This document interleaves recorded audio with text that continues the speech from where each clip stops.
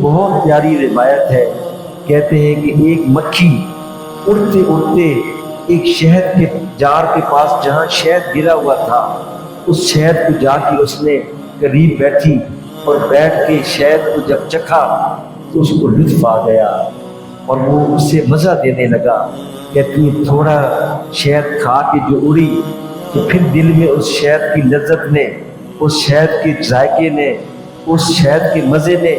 اسے دوبارہ ترغیب دی، اسے دوبارہ اپنی طرف بلایا۔ کہتے ہیں وہ پھر پلٹی، پھر اس نے تھوڑا شہد چاٹا، پھر جانے لگی۔ کہتی ہے من نہیں بھرا ہے، تھوڑا سا اور چاٹ لیتی ہوں۔ وہ اور چاٹنے لگی، دل میں اور محبت بڑھنے لگی، اس شہد کی طرف اور رغبت بڑھنے لگی۔ تو کہتے ہیں کہ اس شہد کی لالچ میں اس نے اس پورے شہد کے اندر چھلانگ لگا دی۔ اب وہ جناب شہد چاٹ رہی ہے اور آہستہ آہستہ اس شہد میں دھستی جا رہی ہے اور نیچی ہوتی جا رہی ہے۔ جب اس کا پورا دل بھر گیا تو جب اس نے اڑنے کی کوشش کی تو اس کے نرم و نازک پر، اس کے چھوٹے چھوٹے وہ پاؤں، اس کے چھوٹے چھوٹے وہ اعضاء اس شہد میں پھنس گئے، اور پھر وہ کوشش کرتی رہی اور بالآخر اسی شہد میں موت کا شکار ہو گئی، اور وہ اس شہد کے اندر، اس شہد کی لذت میں غرق ہو کر اس دنیا سے رخصت ہو کے موت کی اپنی نیند سو گئی۔ اب وہ لکھنے والا لکھتا ہے، کہتے ہیں یہ دنیا بھی اس شہد کی مانند ہے، ہم لوگ بھی اس شہد کے ذائقوں کو چکھتے ہیں، پھر دوبارہ پلٹتے ہیں، پھر یہ دنیا رغبت دلاتی ہے، پھر اپنی طرف بلاتی ہے، پھر ہمیں للچاتی ہے، پھر ہمیں بہکاتی ہے، پھر اپنی طرف مائل کرتی ہے،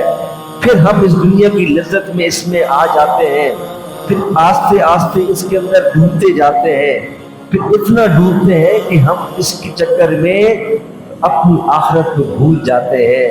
اپنے واپسی کے سفر کو بھول جاتے ہیں، اپنے رب کی حضور حاضری کو بھول جاتے ہیں، اپنے رب کی بارگاہ میں جواب دہی کو بھول جاتے ہیں، اور پھر اس دنیا میں غرق ہو جاتے ہیں۔ جو لوگ اس دنیا کو صرف دنیا کے فائدے کے لیے استعمال کرتے ہیں، یعنی انہیں پتا ہے کہ یہ دنیا عارضی ہے، میں نے فقط یہاں سے اس دنیا کے ساتھ اتنا کچھ گزارا کرنا ہے کہ میری سانس کی ڈوریں بحال رہیں، میری زندگی کا ناطہ جو ہے وہ چلتا رہے، میری زندگی اور سانس کی ڈوریں برقرار رہیں، اتنا دنیا سے فائدہ اٹھانا بنتا ہے۔ لیکن جو لوگ اس دنیا کو سب کچھ سمجھ لیتے ہیں، جو لوگ اس دنیا کو ہی اپنا سب کچھ مان لیتے ہیں، میں انہیں بتا دینا چاہتا ہوں،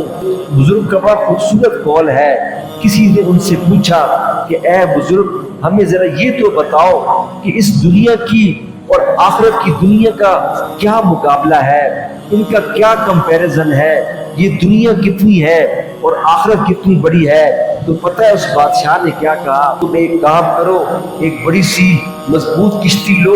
کہ جو سمندر کے بیچوں بیچ جا کے کھڑی ہو جائے، اس کشتی پہ سوار ہو جاؤ، سوار ہو کر اس سمندر کے بالکل عین درمیان میں پہنچ جاؤ کہ جس کی گہرائی کا اندازہ نہ لگا سکے۔